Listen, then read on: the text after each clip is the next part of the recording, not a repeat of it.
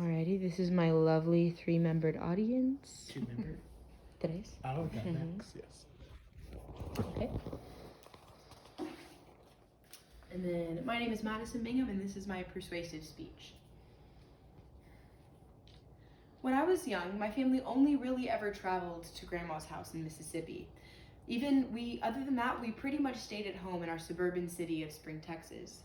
Even in high school, I was never allowed to take day trips with my friends. So when I moved out and went to college, I decided that I would make up for lost time. The first couple of trips that I made was to UT Austin to visit my friend Ella. She lived in the heart of downtown on campus. I have to say, I was so jealous of the city. We got to walk around visiting all of the historical sites and then seeing the gorgeous city skyscrapers. However, one thing that distracted me from the city's inherent beauty was the expansive homeless population. Everywhere you would look, in any nook and cranny, people were just trying to get a nap, begging for food and water, an expansive tent town in the center of the city. It was really disheartening for me to see these people suffering in plain sight as city-goers walked along and went about their days. I wanted to know what I could do, so I went online to see what I could do to help. And I found out that the situation was much worse than I had originally thought. Our city's solutions are nothing short of heartless. However, I have found a nonprofit organization that has found a solution that results in permanent relocation rather than just temporary shelter. I believe that if we implement these solutions into our cities, then our homeless populations will fall. When this happens, our cities become a cleaner and safer place for everybody to live. Today I'm going to discuss the homelessness problem in Texas cities and a possible solution that is tried and true. When I was doing my initial research, the statistics were flooring. The homeless populations are running out of control.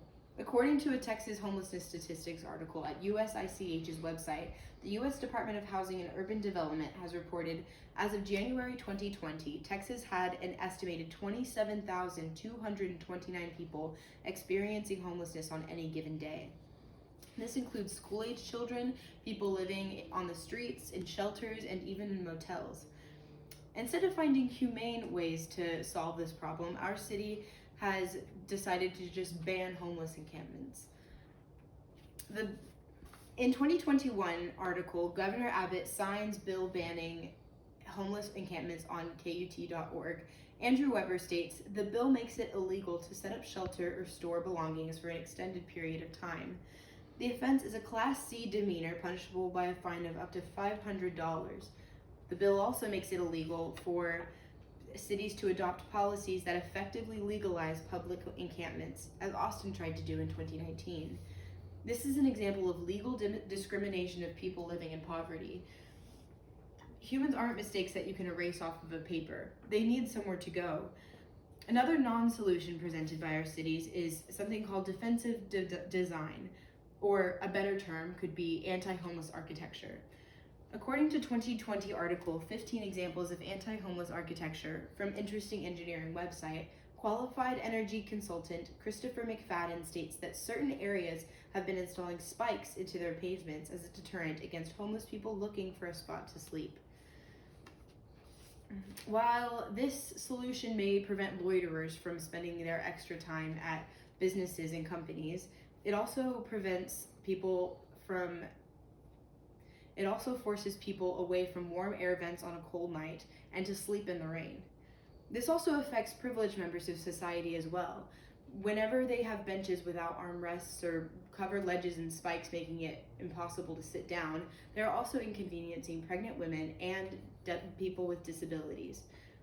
I believe that there are other ways for us to solve this problem without making these people's difficult lives harder than they already are.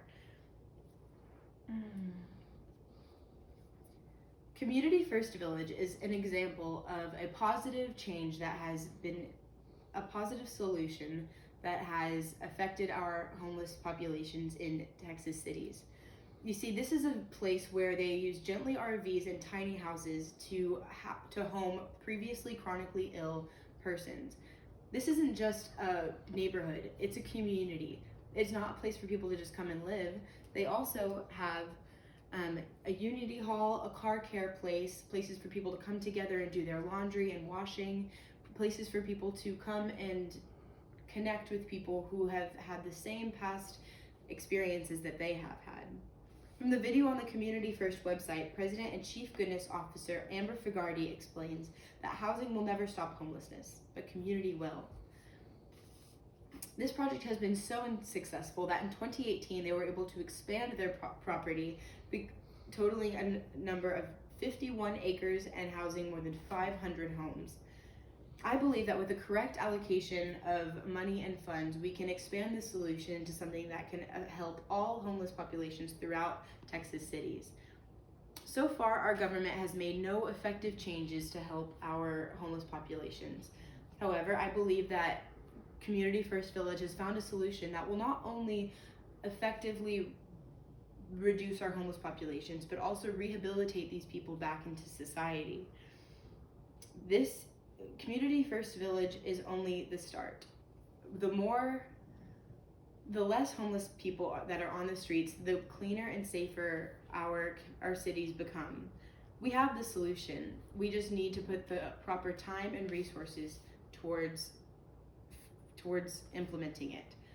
As it is our responsibility as Texas citizens to stop ignoring and start inspiring our neighbors with a little bit of compassion in our voting and donations.